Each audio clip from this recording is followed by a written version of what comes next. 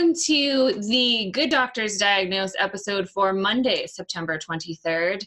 I'm Dr. Erin. I'm Dr. Kristen. And today we're talking about something, a recent news story that you may have heard about. I saw it on the nightly news.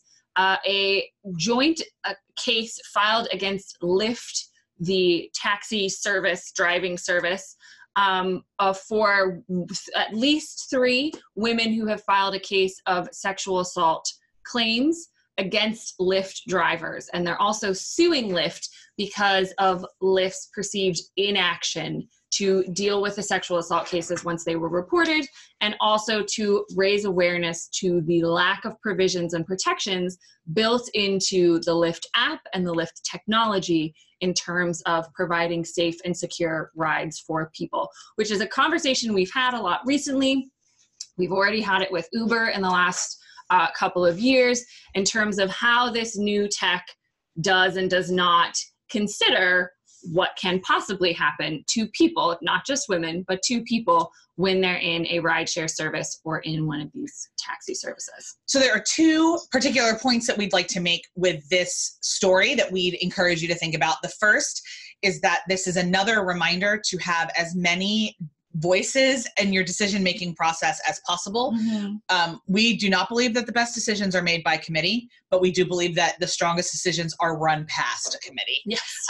And so to at least not, if your experience is one of total safety in the world, you need to have a conversation with somebody for whom that is not true. The second one is that technology is a very gendered reality. Mm-hmm. So a lot of the tech is still predominantly made by men. A lot of app designs, a lot of testing, all done by men. And it ends up building in a default assumption that the tech is also working for men. So what does this mean in the Lyft case? On the Lyft app, until recently, there was no provision for an emergency button. So what happened to these women, they were abducted by their Lyft drivers, and they had no way to, within the Lyft app, get direct access to 911 or emergency services. My understanding is that Uber had this problem as well, and they've updated it. Lyft, I believe, has updated it as well since May. I believe they added that option. But it's one of those things when, as 2 women, we read this case and we go, well, why didn't you immediately put in that provision? There was no way to prevent the driver from turning off the app. So a lot of times they would turn it off and no one would be able to track where the driver was going. There was no provision to stop and alert the company, Lyft, that the driver had gone significantly off course for the projected route. So a lot of these things that when we hear about it, we go, yeah, that makes perfect sense. That wasn't built into the tech to begin with.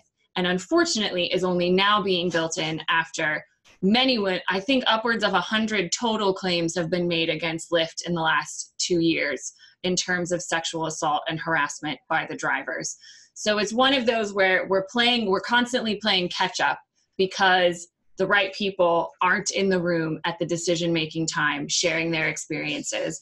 And that goes specifically for tech development, but for any decision that's being made about policy, particularly when you're looking at health and safety issues in your organization. And on that note, we're going to leave you for today. We're the Good Doctors of Abbey Research. I'm Dr. Kristen. I'm Dr. Erin. And we'll see you on Wednesday. Bye. Bye.